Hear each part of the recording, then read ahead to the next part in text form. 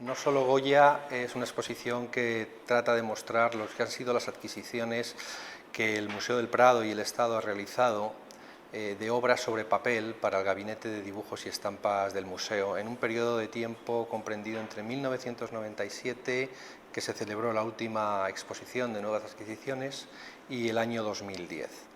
Está centrada básicamente en dibujos, en estampas y en fotografías, que es una incorporación nueva que se ha realizado al Gabinete de Dibujos. Uno de los objetivos que ha tenido también esta exposición, y queremos recalcarla al público, es mostrar que los artistas trabajan sobre papeles, sobre pequeños papeles. De hecho, el montaje de la exposición ha tratado de subrayar esa idea, No vamos a ver dibujos en passepartouts, sino que vamos a ver directamente el papel, tal y como lo hizo el artista, lo que el artista tuvo en sus manos, una pequeña hoja de papel muy doblada o ese cuaderno que tuvo. Entonces tenemos que pensar que todos los dibujos que vamos a ver están en la primera idea del artista. Lo que vemos después en las salas de los museos muchas veces son las obras ya muy elaboradas, pero hay siempre una primera idea.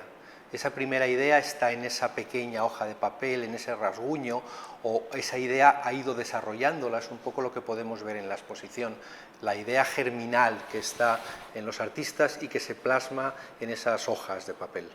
La exposición es una muestra en la que, por tanto, pretendemos comunicar al público, comunicar a la sociedad, cuáles han sido nuestras vías de adquisición, cuál es nuestra política, por dónde queremos orientar las adquisiciones del museo, pero también la política de investigación que vamos a desarrollar a lo largo de los próximos años a partir precisamente de estas obras que hemos adquirido. Podríamos sintetizar básicamente estas líneas de adquisición, por un lado en las obras individuales, en los dibujos que constituyen obras singulares que han ido apareciendo en el mercado a lo largo de estos últimos años y que por sus especiales cualidades materiales o histórico-artísticas pues han merecido la atención del museo. Un siguiente apartado sería el de Goya, los dibujos, estampas y cartas de Goya, que constituye un núcleo central. La exposición la hemos titulado No solo Goya, de todas formas, y no solo Goya porque hemos comprado fundamentalmente Goyas, pero no solo Goya, es un poco un juego de palabras que hacemos a partir de una frase que escribe Goya en el retrato de la duquesa de Alba, que dice solo Goya. Bueno, pues nosotros, jugando con esta frase goyesca, decimos no solo Goya, pero Goya también, por supuesto. Y hay pues un conjunto, yo me atrevería a calificarlo de excepcional, de dibujos de Goya, desde los primeros que realiza en el álbum de Sanlúcar hasta los últimos que hace en Burdeos, Entonces podemos ver un poco a través de esta pequeña selección de lo que hemos adquirido, pues todo el proceso de Goya en sus álbumes, dibujos independientes que hace con retratos, por ejemplo, que luego van a servir para ilustrar libros, y sobre todo también me atrevo a calificar las cartas como algo excepcional, porque el Museo del Prado tiene una extraordinaria colección de cartas de Goya a Martín Zapater,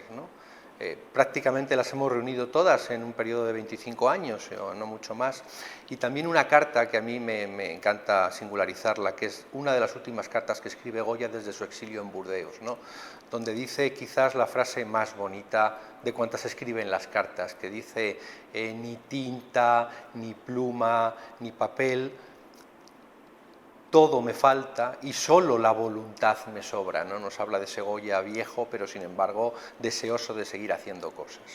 Ese sería el segundo bloque. Luego hay un conjunto muy importante de obras que son las que proceden de la colección Madrazo. Alrededor de 4.000 obras aproximadamente, dibujos, estampas y fotografías. Bueno, pues aquí presentamos una pequeñísima selección de esas 4.000 obras y es interesante porque por un lado son los dibujos que ellos coleccionaron y luego otro conjunto que son los dibujos que ellos fueron elaborando para hacer sus propias obras. Entonces nos permite conocer el proceso de trabajo de todos los Madrazos realmente para sus pinturas posteriores o para sus estudios arquitectónicos. El siguiente bloque sería los dibujos y las estampas de la colección Cervelló. Es una colección sobre todo especializada en la reproducción de la obra de arte, en cómo se ha podido reproducir a través del grabado, cómo la arquitectura se ha reproducido a través de las estampas y bueno, pues seleccionamos un poco las distintas posibilidades, El siguiente apartado son los cuadernos y álbumes de dibujos, que yo creo que es de lo más singular que aporta el museo en este caso, porque en los últimos años hemos realizado un esfuerzo muy grande en comprar cuadernos de artista, álbumes de artista, pues que les sirvieron pues para tomar notas cuando viajaban o cuando iban a Roma a estudiar, o cuadernos que existían en los talleres y que servían como libros de modelos. La última parte de la exposición está dedicada íntegramente a la fotografía. La fotografía se ha incorporado a las colecciones del museo recientemente, del gabinete, pero sin embargo el museo ha tenido relación con la fotografía desde los primeros años de aparición de la fotografía. Entonces la primera parte está dedicada a los álbumes de fotografía, en relación con la anterior de los cuadernos de fotografía. El siguiente apartado es un poco lo que yo denomino la tienda Prado, porque es un poco lo que se vendía en el Museo del Prado en la segunda mitad del siglo XIX y primerísimos años del siglo XX, las fotografías que compraban los visitantes o los investigadores que querían trabajar en algún aspecto, o los propios turistas que compraban las postales y las remitían, y terminamos esa parte con negativos de cristal recientemente adquiridos del Museo del Prado a la finalización de la Guerra Civil, con todas sus paredes vacías todavía, bueno, antes de que llegaran las obras de Ginebra, ¿no? Después del exilio que tuvieron las obras durante este periodo bélico. Y la última parte es una vuelta atrás, quizás, que es los comienzos de la fotografía y la utilización que tuvo la fotografía para los artistas. Hemos extraído un extraordinario conjunto de fotografías de mediados del siglo XIX, coleccionadas por Luis de Madrazo en Roma,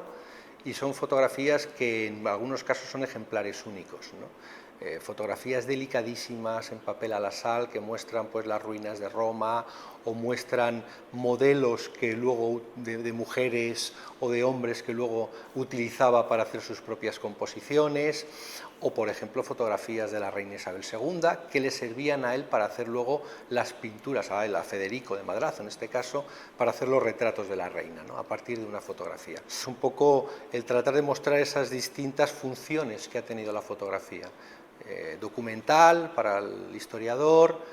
recuerdo para el turista y dentro del proceso creativo para los artistas. Y ese es un poco el objetivo de esta exposición.